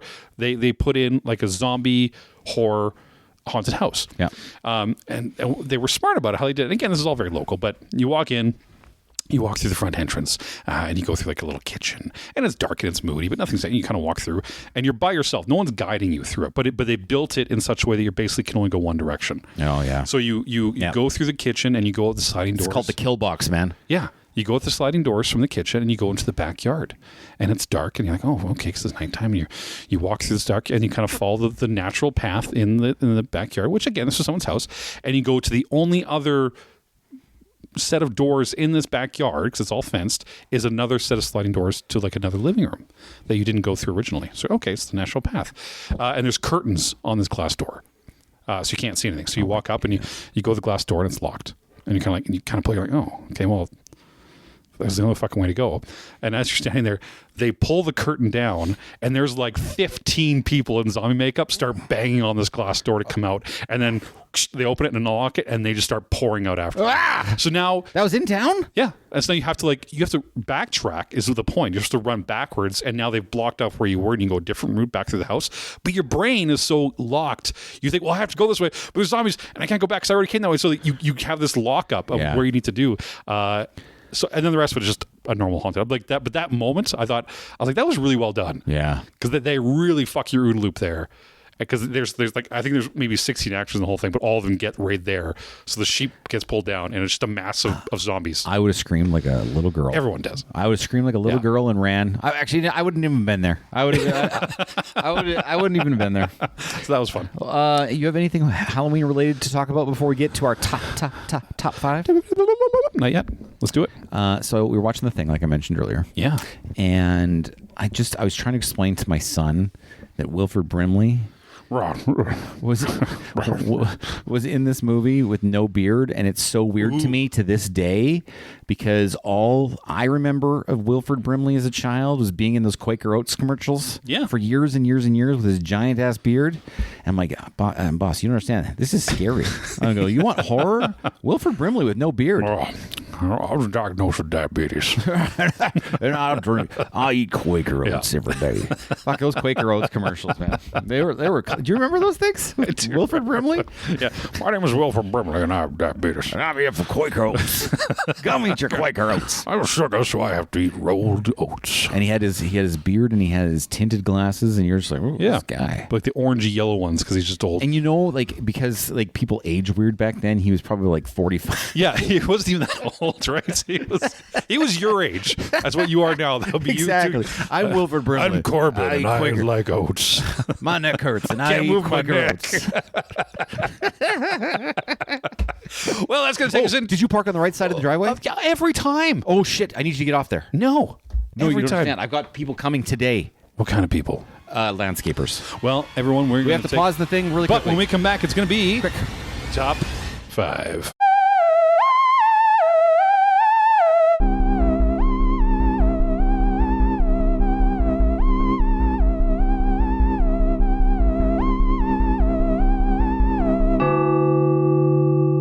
All right, that was averted. Crisis averted.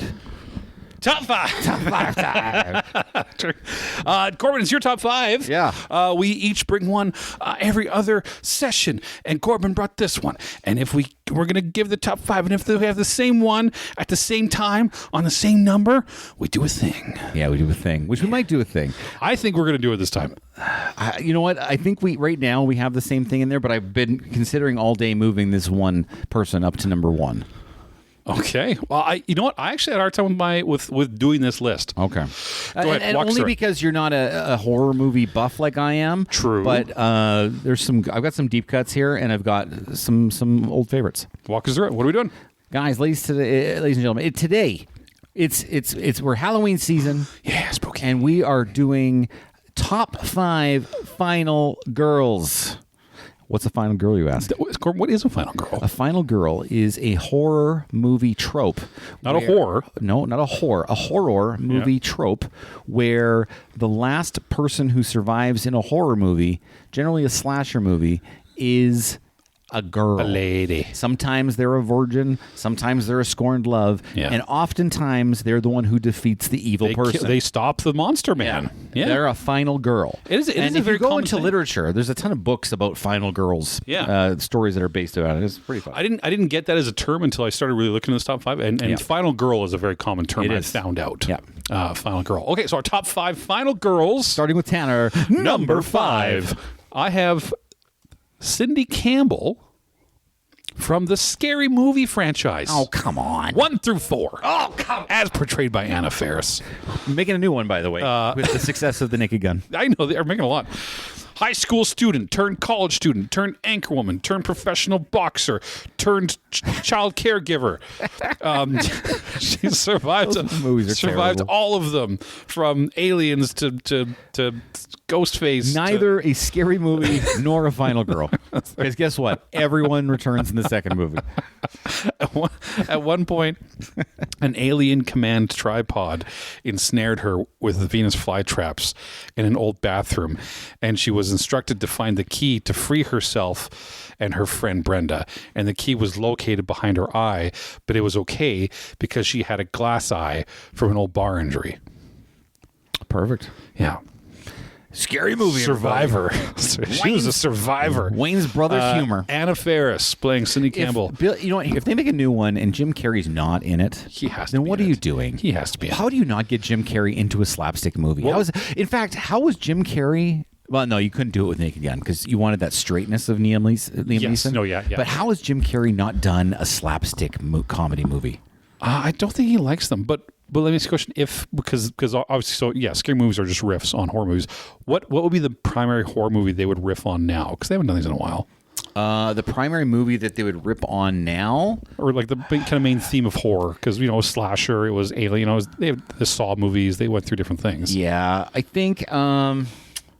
If you're doing, you probably.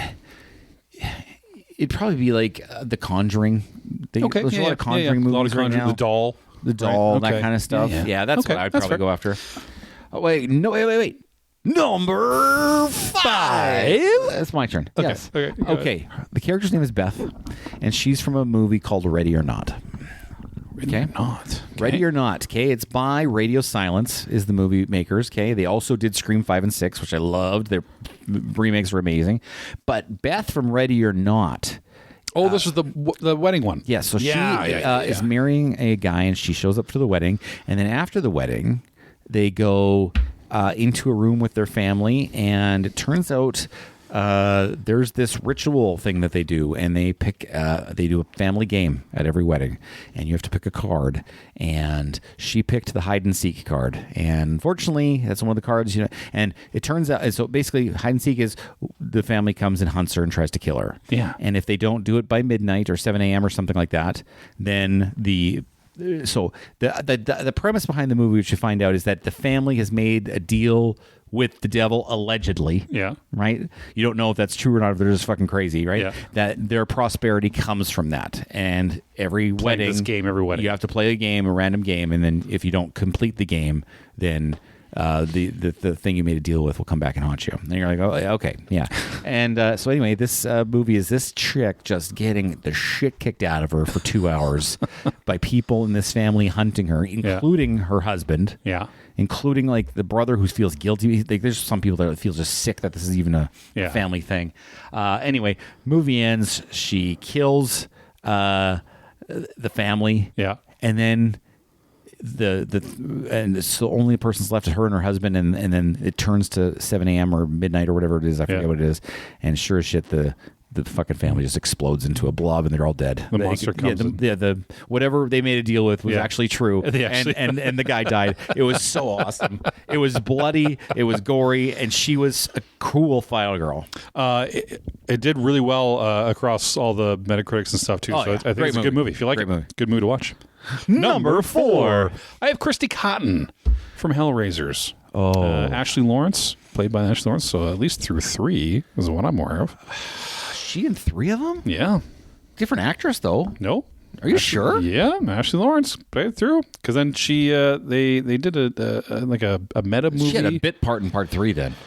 Yeah, I don't think she was like she existed through like found footage. She came and filmed found footage in Hellraiser 3. Okay, that makes more sense. 'Cause I don't remember her being a main character. Yeah, so she was. But yeah, no, because they always transfer different people who find the lament configuration. Yes, the lament configuration. Configuration. I gotta tell you, as a horror movie, go ahead with your thing. Okay. Yeah. Right. No, go ahead with what you're saying. No, so she was the one who found the puzzle box back in the 80s and opened it to another realm filled with sadomasochistic Cenobites. Try again. Cenobites? Sadomasochistic Cenobites. Sadomasochistic. Masochistic.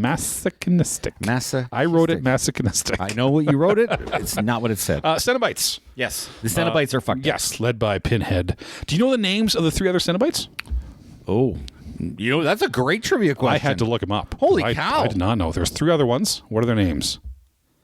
I could describe them. Yeah. One had a saw blade through his fucking face, I think. Yeah. One had chains that were stretching at their skin, I believe. Nope. What are they? There's Butterball, Okay. the Chatterer, Yeah, I remember the Chatterer. and the Female Yeah. is what they were called. The other 3 with Pinhead himself. Yeah. I've watched so many Hellraiser movies, and they're all awful.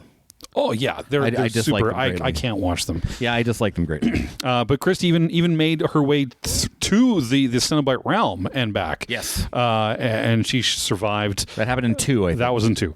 A lot of scary body horror manipulation stuff. It's just kind of gross. Yeah. I don't like gross horror, if that makes sense. Yeah, I agree. Like there's such a thing as fun kills and unfun kills. Yeah. And Hellraiser's just all unfun kills. Yes, it's all very graphic. Yeah, it's not fun. No. But you can have graphic and still be super fun. Yeah. You know, That's why it's good when comedians make horror movies. yeah. But anyway, Number 4. This is my number 4 now. Is that correct? Is your number 4 now? Yeah. Sarah Carter is her name. Sarah Carter. From the movie The Descent. Ooh, I looked at this one. Yeah. Yeah. So The Descent is one of my favorite horror movies, if not like top 3 favorite horror movies of all time.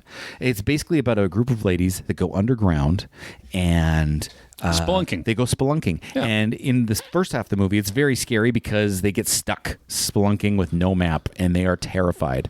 And then as they're just realizing they have no hope of getting out, underground demons or underground monsters come and start attacking Monster them, cannibal people show up. Yeah, the idea was basically these people were lost hikers a long time ago that over generations have adapted to this underground monsters. And now they hunt people that come down there. It's pretty cool. Anyway, she's cool because, again, she gets stuck down there, okay? And she is with her friends, and specifically her friend Juno, okay? And who's a bitch. Oh, she's but super good looking. Anyway, but Juno has so may or may not have been closer with her husband than Sarah wanted. Yeah. And she found out about it in the caves as they're being hunted. Yeah. And so she ended up going after Juno in the caves. Yeah, the main character lady. Yes. And so, bam, she did that, and then she's fighting the demons, and she gets out, and she has this dramatic crawling out. Now, there's 2 different versions of the movie. There's 2 different endings. Yeah. There's the shitty U.S. version, and then there's the real version. And then, but she makes it out. It's fantastic. But then I'll tell you both versions. In the U.S. version, because the U.S. can't handle things. They have to, sad stories. Our people are dumb, so we got to change endings for them. So they went and at the end, she got out of the ground, okay, got into a car, and then turned to the right, and Juno was sitting there. Okay, sure. And that was the end of the movie. Yeah. In the real ending, the rest of the world she got out of the ground, got into the car, started like screaming, and then it flashed into reality. Yeah. And she was actually still stuck underground on a thing of bones. But she still survived and killed all the thinking about it. Yeah, still thinking about it. Yeah. So she, but she's ultimate final girl because she just turned into, because it's not just turning into badassery, it's survivability in that movie. And she just survived everything. It was cool. Yeah. Cool. Yeah. I like it. Number 3. I went with a solid Ellen Ripley from Alien. Oh, wow. Yeah. Yeah. Could have gone the way of a Dr. Frank Poole with a whole bunch of times for this series, but only survived the Nostromo, not counting the cat. Kept with her team in the tough battle from the Sulaco. Yeah. And I mean, okay, you still sort of survived the suicide in Aliens 3 because it's literally called Alien Resurrection, but we don't have to get into that movie. Nope. But yeah, she survived it all. I mean, obviously, specifically Alien. She's good because in that first movie, you didn't know she was the main character. She wasn't the main character. You didn't know she was until the end. Until like way at the end, you're like, holy fuck, is this a Sigourney Weaver movie? This is a Ripley movie. Yeah. And then part 2, greatest fucking badass. Nominated for an Oscar for that performance. You want to talk about badass moments, right? Yeah. And you talk about character arc and badassery, and oh man, she was good in that movie. Yeah. She did it all in that movie. Yeah, so good. Just Ellen Ripley. Yeah, Ellen Ripley, beauty. Number 3. All right, I am going with Sidney Prescott. Prescott is a Scream. Is a Scream. Yeah, that's Nev Campbell in Scream movies. Is it Nev or Neve? Nev. Okay. Nev Campbell. Scream movies. Why is she one of the best final girls is, for those of you who don't know Scream, it was a movie that made fun of horror movies, but in a really smart way. Like it was it was being smart about horror movies inside of a horror movie. Yeah, they said, I mean, it was satire in the fact they said, why do people keep splitting up? Why do they run into the woods? Why do they do the stupid things that get them killed? Sidney Prescott himself was like, when she's talking to Ghostface on the phone, she goes, the big-breasted woman runs up the stairs when she should be running out the front door. It's insulting. Yeah. And then the very next scene, he shows up at the front door and she's forced to run up the stairs instead of run out the front door, which is awesome. So, the reason why she just keeps surviving these things that people coming after her, and then she's now like the resident expert of slasher movies. Yeah. Like Sidney Prescott's a goat. And if it wasn't for these other two, for 2 different reasons, should have been number 1 for me. Yeah. That's fair. Yeah. Number 2. I have a young lady named Sidney Prescott. Yeah. From Scream. Yeah, for sure. Neve Campbell. Nev. Yeah, like, I mean, the stories surround her as the protagonist, but then like the antagonists surround her as familial, or right. It's just she becomes the target because she was the target, right? Yeah, That's how the movies grow, right? Yeah, it happened a couple times. It's almost like Sydney was the one that got away. So I can do one better by getting her, because you fail, but I can get her. Well, yeah. First one was, I mean, it was, spoiler alert. It was a lot of spoilers. It was in her these ones, boyfriend guys. and his best friend, which in a great twist. Great twist. Great twist. Shaggy fucking came out as a twist. Yeah. Oh. Second movie, it was that guy's mom, and then some lackey. Yes. Third one turns out to be third one. I don't have a big fondness for the third one because it turned out to be her long lost brother, which I thought was dumb. Half brother. Yeah. 4 was her cousin. Cousin was who fourth. wanted to get internet famous because he wanted to be the one who killed Sydney. Yeah. Yeah. Fifth one kind of took a turn where Sydney was on the back burner. Yeah. But she came to help save the day, which in a really cool way. She wasn't in 6. There was a contract dispute, but I'm very proud to say this February, Scream 7, directed by Kevin Williamson, who invented this franchise in the first place. Yeah, coming back. Very excited for this one. And I heard that in this one, it is her great granduncle is the killer. Yeah, we'll see. Here's the thing: it's going to be awesome. I think it'll be fun. I got to say, Scream 6, the one she wasn't in, was excellent for a different reason. It took place in New York, and it had like 3 really big set pieces, which were awesome. And the movie itself was, they were like, how do we make this big stakes other than putting it in the big city? We don't want it just to be, hey, we're in the city now. Yeah. They made it almost like multiple times more violent than the other Scream movies. Like if you got stabbed, it wasn't like meh. They're like, no, they show it and it's like, and you're like, oh my god, this is insanity. It happened a couple times in that movie. Really good movie. Super excited for Scream 7. What number are we on? Number 2. Go ahead, sir. Is it me or you? I just did mine. Sidney Prescott from Scream. Yes. So mine is Ellen Ripley. Look at us. We're just dancing around each other, Corbin. We're just two-stepping around each other. Ellen Ripley. I mean, fuck Ellen Ripley. And it's not, awesome. And it's not for aliens. It's not for alien. It's for aliens. Aliens. All right. It's the single. I can't say these. It's very hard to say. It's one of the single greatest sequels of all time. It is one of the best female characters. Is the best female character of all time. Is there a better female character than Ellen Ripley in Aliens 2? I'm asking I don't think seriously. So. Well, and that's why I love when people were always like talking about the Hunger Games. This is the first time a female-led action movie ever. It's like, shut the hell up. Yeah, shut your mouth. How dare you stand on the shoulders of Ellen Ripley and talk your fucking mouth. Shut your mouth. I know who you have for number 1, by the way. I know who you have for number 1, by the way. You don't. You don't. Mine is a swerve. You don't know who I have. I'm pretty sure you know who I have. 1,000% know who you have for number 1. I'm pretty sure you know who I have. I purposely didn't put her on for a reason.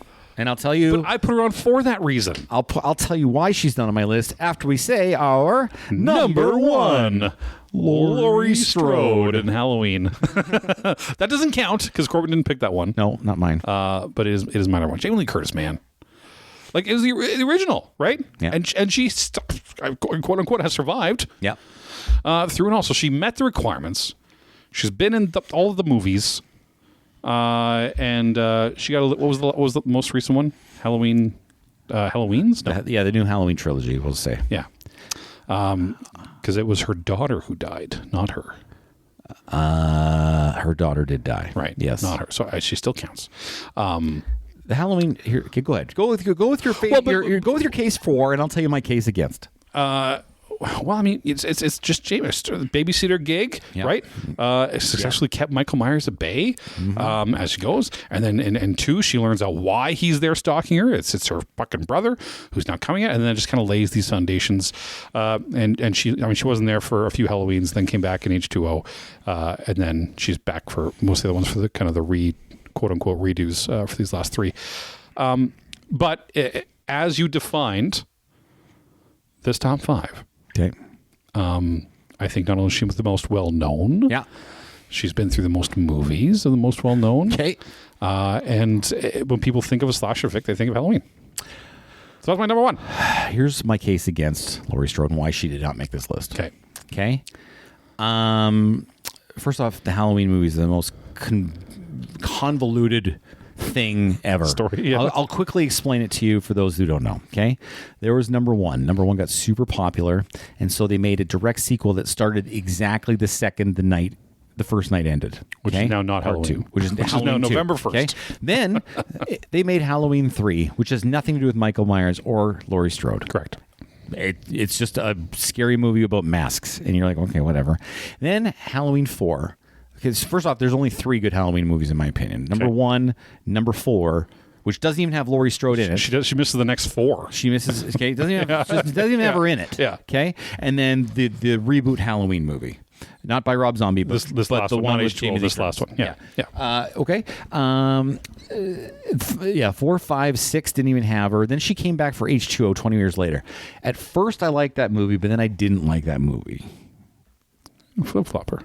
I'm a flip-flopper on that movie. Flip-flopper. Okay, but those followed the timeline somewhat. Okay, and then Resurrection after that also followed the timeline. Yeah. Okay. And then they're like, okay, we're stopping that. We're making 2 Rob Zombie horror movies. I'm just going to redo it. Those movies were terrible. Yeah. Okay. And then they came out with the Halloween trilogy starting in 2018, starring Jamie Lee Curtis again. And they're like, no, 2 through 8 or whatever didn't exist. Didn't happen. It's just a direct sequel to number 1. Okay. This is really confusing for me. Wait, so that surprised me. They're not actually Halloween 2. No, in those ones. And they're not brother and sister in these ones. Oh. Just she was a victim and this guy's evil. Okay. Cool. Here's my problem. Okay. Number 1, number 2. She's the final girl technically. Is she the final girl? Yes. But who's really The doctor. The doctor's the one who kills him in both movies. Yeah. He's the one who puts up a fight. She doesn't put up a fight at all in either of these movies. Yeah. Not one of them. Like she just literally so she's not final girl material for me in there. Okay. In H2O, you can argue, okay, she totally fights back. She's overcoming her she does a demons. thing. Yeah. The movie sucks, so I don't like it. And Michael Myers doesn't even look like Michael Myers in that movie. He's like a foot shorter, and he's got a terrible mask. Yeah. I'm out.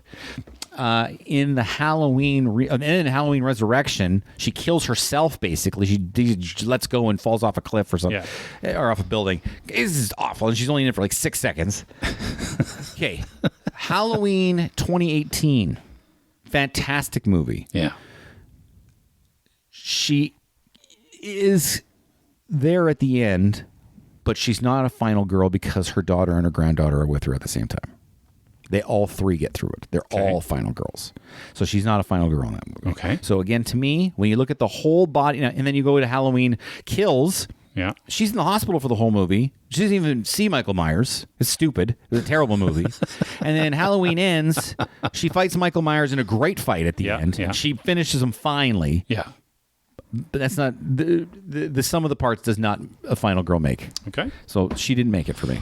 Well, even though I love Halloween movies. Well, then to back up your so. But if you're gonna watch them, watch 1, 4, and Halloween 2018. That's it.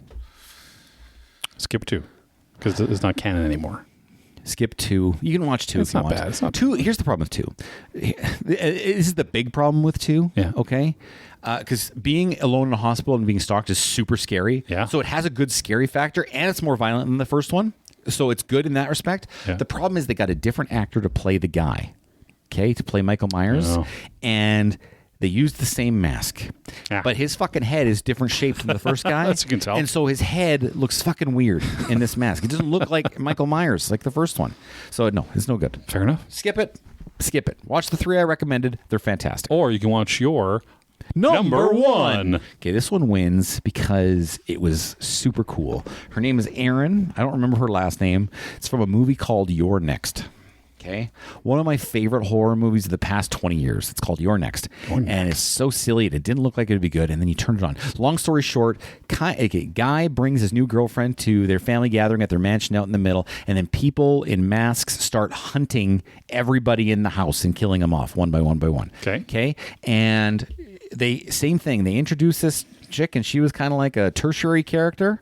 And is this the one where they have like animal masks? Goat masks, and stuff like that. Sheep masks or whatever.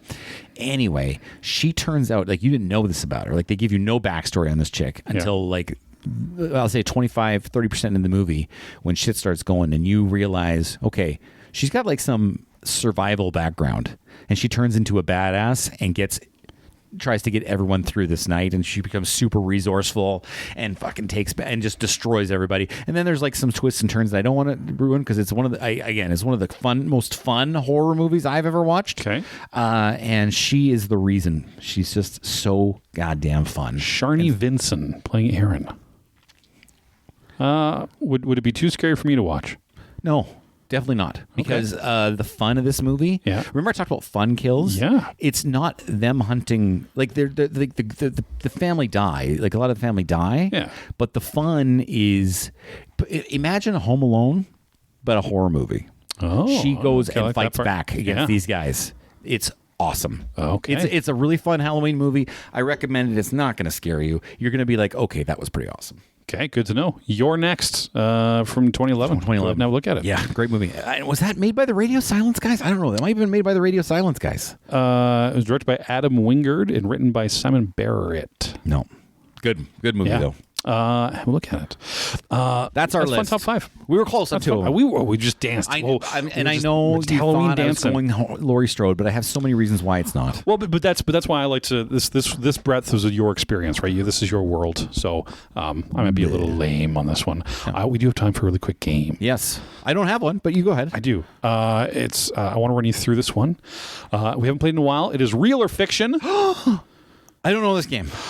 You have to. Obviously, you tell me something. I'm going to give you a brand of a thing. Okay. And you have to tell me if this is from real life or if it is from a fictional movie or television show. That photo you sent me, was that a real life photo or a fictional photo? That was a real life photo. That's awesome. Yeah. I laughed pretty good at that photo. Okay, so we'll sound off. See what you like. Again, brand of a thing, real life or fiction. Okay. 20 millionth Century Fox. No, that's not a thing. Do you know what it's from? 20 millionth Century Fox? Yeah. No, I don't know what it's from, but I know that's not what the company's called. It is from the Flintstones. Oh, is it? Yeah. It's 20 millionth Century Fox. That was fun. Next. You're going to say Soul Glow? Soul Glow better be on here. No, hey, okay. Just wait. Next one is Penn Island. Penn Island. Except there's no space in between the words. Penis Island. Penis Land. Penis Land. But Penn Island. Penis Land. What is this from? This has got to be something funny. No, what is that from? That's fake. But what? Sorry. That's the thing. Is it real or is it fictional? It's a fictional thing. It is real. Oh, really? It is a pen manufacturing company that didn't realize that when you go on their website, it says Penis Land. Because they were wondering why they had so many hits on their website and no one bought anything. But I should have guessed that. That's silly. Penn Island is a real thing. Brand name of what was it? It's a type of sunglasses. A brand name called Helen Keller. No, that's fake. That's fake. It is a real Asian brand of sunglasses. Oh my god! Called Helen Keller. Oh wow! Read the room, guys. read the fucking room. Yeah. Actually, when we're off air, you need to ask me about the read the room thing. I think I talked to you about it last week, but we have to talk. We'll double check. Okay, we'll double check. The Andover shop. Andover. I don't understand what would be not like what would be the thing about it. I'm gonna say it's real. It's not. It's from Seinfeld. Andover. The Andover shop. Is that the one where the salsa is? That's the one where Elaine wants a dress, starts dating the British salesman with a long ponytail who leads her on saying he can get the dress, when in fact they have lots of dresses. He just says it's overseas and they got to get him in to keep dating her in time. She finds out that they actually have full stock of the dress that she wants, so she cuts off his ponytail while he's sleeping on her couch. Love it. Andover shop. Andover. Next one, so that was fictional. Next one is Epstein's Bar. That's real. That's real. What is it, though? It is not real. Oh. It's from American Dad. I don't watch American Dad. Darn. That one made me laugh, though. That's good. The next one is Man, and Man, Certified Mighty Accounting. Okay, I'm going to say that's fake. That is fake. That is from Mighty Mouse of the New Adventures. Mighty Mouse? The New Adventures, yeah. It was fun to say. Man, and Man. Yeah. Pass more gas and propane. Pass more gas and propane? Yeah. That's fake. That is real. That was a real place. Passmore Gas. And propane. Yeah, that was a real propane shop. Passmore Gas. We have P Cola. PEE Cola. Okay, it's got to be real just because it's got to be real. It is real. That is the most popular brand of soda in Ghana. Ghana likes P Cola, and it's their language, but it translates to very good cola. P Cola, PEE Cola, P Cola, P Cola. It's Yeah, a reference yeah, to a that's okay. lozenge. Yeah. Lastly, I'm in. the Rubber Baby Buggy Bumpers babysitting service. Rubber Baby Buggy Bumpers babysitting service. Yeah, This could go either way. you can. This is fake. What's it from? It is Is that from Muppet Babies? fake. It's from The Simpsons. Ah, The Rubber Baby Buggy Bumpers babysitting service from The Simpsons. Yeah, quick one. But I wanted to, there's some fun. I came across a fun name of a shop, and I was like, I wonder if we can find listen, more. we of these. talked for a while. Well, that That's good. No, I mean, hey, we're on style here. So Did I forget anything? well, probably we miss a lot of things. I do want to bring up though your plan for Halloween this year. I'm Because you live in a popular area. You don't understand. It's Halloween, but if I said it's like Christmas here when Halloween happens, there's so many people. Because my friend lives 5 houses down from you. Yeah. And and you can confirm or deny this. He told me 2 days ago he had 700 people come to his house for Halloween last year. You know what? Your friend does quite the decorating job. Yeah. I think 700 stretching it because Okay. I mean we're in the same stretch. Yeah, you're very close. I'd say closer to 350. Which is still a crap ton of people. Yeah, it's a lot of door answering. It's a night. So what we've done in my neighborhood is we started to do is we get together the houses next to each other. Yeah. And we all get some drinks out. Yeah. And we sit in front and we direct the candy. That's Yeah, our okay. job. So you're just out there, kids can come up to you and you just kind of make a night of it. Yeah, we just kind of say these 3 houses. Here Yeah. you go. Beautiful. Yeah. That's a good idea. Do you do the gifts for the kids, or candy for the kids and candy for the adults? Do you do that? You handle a couple of coolers for people? No, we've never done that. I always used to do that when I had a house. That Yeah. I would have a cooler of either beer or coolers, and for the parents, I give the kids. I'm like, oh, do your parents want one? And they loved it. Yeah, we've Parents really There's a couple enjoyed it. places that do shots and stuff like that. Yeah. I'm not going to say the reason why we don't. It is Okay. I think Familial neighbor reasons. Yeah. Yeah. Okay. That's exciting. Are your kids still trick or treating? you know what? I'm interested to see if my kid who just got into high school this year is going to do trick or treat. That's usually because he's the fucking moment. huge. His friends are huge. He's a big kid. Yeah. Yeah. His friends are huge. My little one's obviously going to do it because it's candy and he needs candy. Which I think we talked about this last year, but I'm okay with it as long as they're dressed up.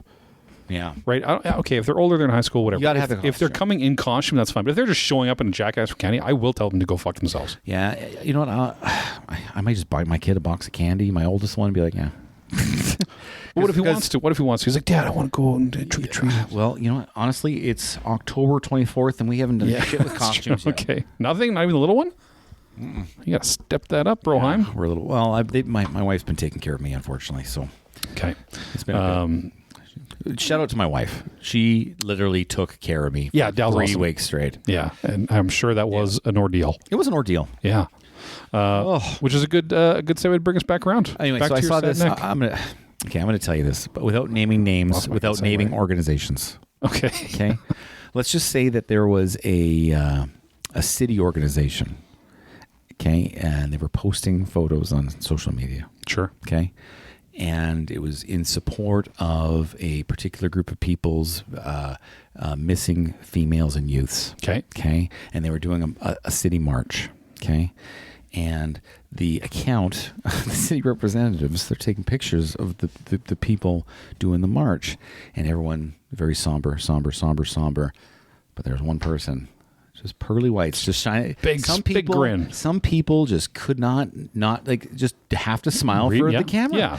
And I just fucking laughed my ass off. I'm like, this is the most tone deaf picture smile I've ever seen in my life. Do you think it's possible that the cameraman said, "Smile"?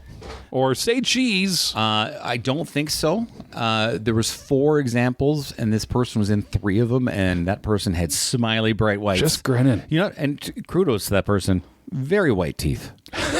You gotta show them off. Very, very white Right? teeth. Well, You know, it was nice to take see. care of mouth. It was nice to see. You got a call coming in. But you're right. Some people can't. Some people can't not smile. Right? It's just that their life is. I don't blame the person at all. It's just that don't put the post out there because it doesn't make sense. Yeah, that's fair. I got to tell you though, it made my day. It was one of the best things I saw. A somber post, but it made you happy inside, didn't it? It made me happy inside. And we really hope that we've made you happy inside, everyone. No, We hope you're great inside and on the outside. And be both.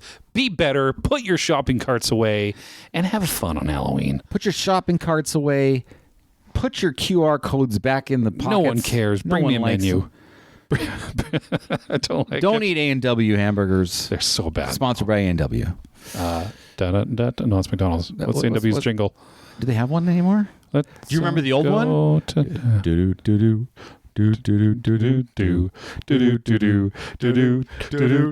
Yeah, that's old school. Yeah. All right, everyone. We're old, everyone. And we will see you in a Enjoy your neck time. pains. Enjoy your waking up and having no ability to move. Okay, love you. Bye. Bye.